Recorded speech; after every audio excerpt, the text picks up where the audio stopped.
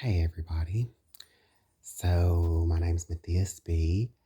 So I've gotten some rave reviews about the Man in the Dark documentary, and I wanted to make another video because it was suggested that I should. So like in that documentary, I talked about some things like that I probably should make a separate video about. So today I'm going to be discussing my history of mental illness more in depth. I talked about it some in the documentary, but like for those who don't know, I'm actually dual diagnosis. So I'm going to talk about all my mental problems. So the first one I want to talk about is dyslexia. For those of you who don't know exactly what dyslexia is, it's basically like you can see like numbers or words or like for instance, like you may think like one faucet may say hot, but it's really cold and vice versa, right? So the first time that I experienced that, I was 12. And I was at my cousin's house and like I was needing like hot water, I think. So I turned the cold water on instead. And then like when I told my cousin that like, the thing said, hot or whatever, she was like, no, it's like the other way. It's like you got dyslexia.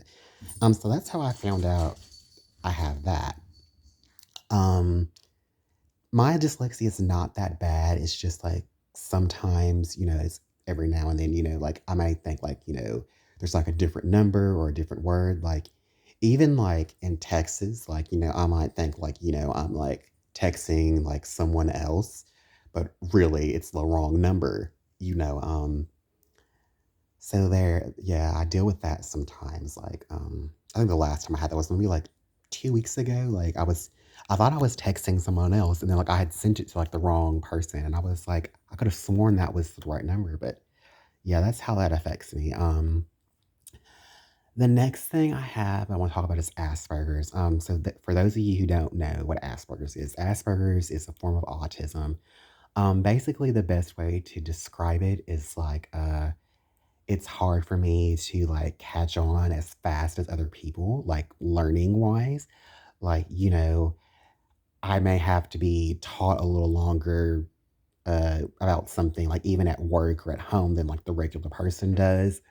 Or like I can't like, you know, sorry, I sometimes have difficulty like understanding like directions, figuring out what it is exactly you're telling me. So I have to like process it a lot longer and like actually like get it through my head, right? And that's really hard, like in this day and age where like a lot of jobs you have to be like fast paced, like or repetition, right? Repetitive. So that's like one of the reasons why, like, I'm not really good at like fast food jobs or like factory work where like you have to be fast and like you have to get like a certain amount of a product out in a certain amount of time, right? Um, so I got diagnosed with that when I was like 13, I believe. Uh, it also like helps me more, not helps me more, sorry. It helps so like I have difficulty like being open with people, you know what I'm saying? Like I'm really shy. I'm nervous to like express how I feel or like express like what's going on. It causes like, difficulty like, with my relationships with any kind of person, whether it's like a friendship or a family member or, or coworkers at work or, school or, just, even a romantic relationship, right? Um, so I do also struggle with depression. I have very low self-esteem. Like, right now here recently I've started taking medication and therapy more seriously about all my mental illness. But if I get like super depressed, like I'll be in the bed for like hours, days, just super depressed. I'm wanting to kill myself, I am recently off a suicide attempt. I tried to take my life on Christmas Eve back in 2021. We're in 2022 now. Is this video is made? And I've been like suicidal basically since I was 17. I've struggled with suicidal thoughts. Um, so I deal with that. I do also have conversion disorder, and this is the one that really confuses people when I speak about it. Um, So, guys, basically, what conversion disorder is, it's basically when your anxiety gets really high, which I do also have an anxiety problem. But when your anxiety gets really high, typically when you're like faced with like a high level stress situation, or like, like I said, your anxiety just gets like really high, like, like let's say like someone, makes you feel unsafe, or you get really stressed out, or, you get really scared, something that makes, your anxiety get really high.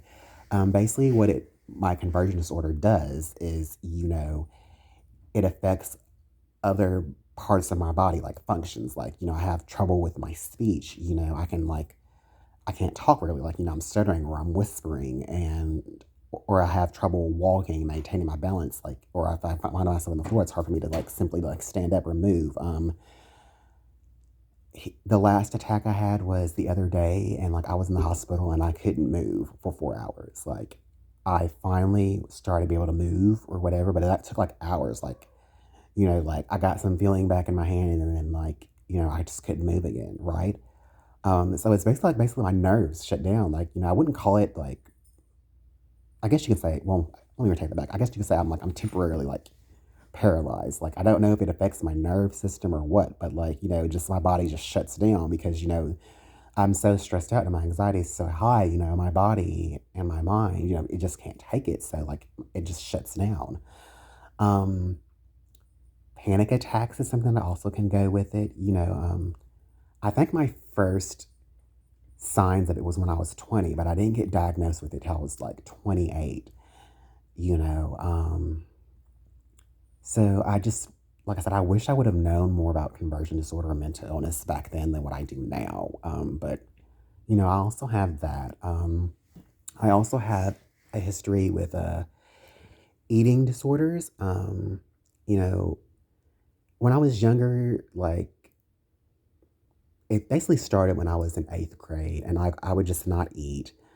Um, you know, Typically, like, people say, like, it was a way to, like, I guess, cope with things that are going around you. You want some control over your life, or, so, like, something you can control, or, like, maybe it was, like, a suicide idea or whatever. So, like, I guess you could say maybe I was, like, wanting to die, like, at 13. But, for me, like, thinking back, I think maybe it was possibly, like, I just wanted to have, like, some kind of control in my life. Like, I didn't want, it wasn't about, like, upsetting anyone, or anything like that. But, it was just like, I was just so depressed, and, I think I beat myself up more than anyone else. Like, I'm my own worst critic, right?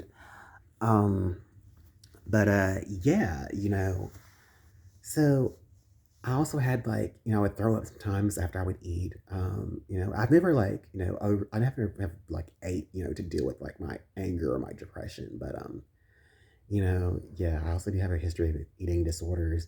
I guess you can say I have a little bit of body dysmorphia. Like, typically, like, because I'm looking in the camera right now, y'all, and I can tell you, like, I don't like the way my neck looks. Like, I feel like my face is fat. Like, I feel like I weigh too heavy, and, like, you know, I just don't like the way that I look, and I've struggled with that for many years, especially, being a dark skinned, black man. I wish like my skin was lighter and like I had more muscles, and I wish, my penis was bigger. I'm not saying I have a small penis, never that. But I'm sorry, I just wanted to clarify that. But you know, yeah, just it just goes back to like the low self-esteem. Like, I'm not happy in my own skin. So like, every like I said, like even like when I simply like change my clothes or shower, nobody's around. Typically when you do like things like that, right? But I just don't like even having like a little bit of like body fat. So, I struggle with that. You know, I also, struggle with uh schizophrenia, maybe I shouldn't say schizophrenia. Like, I don't think I have like split personalities or whatever like that, but I do struggle with hearing voices and seeing things.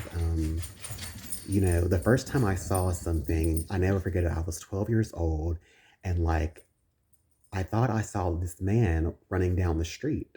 You know, he was Caucasian and he was like in a sleeveless shirt and had like short, like these running shorts on. And that was the first time I seen that. You know, I also, like I struggle with hearing voices. The first time I started hearing voices was like 25.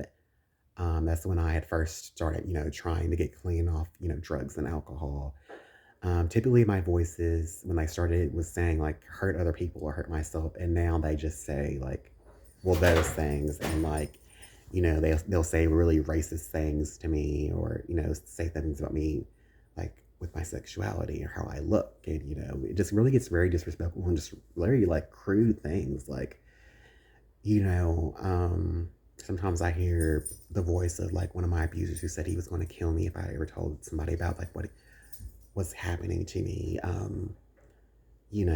do picture things in my head and they feel so real, and so I struggle with that. And I'm trying to, sorry, y'all. Ooh. Yeah, like I said, dual diagnosis. I'm trying to figure out, is there anything else that I've been diagnosed with or that I think I have? I'm trying to think.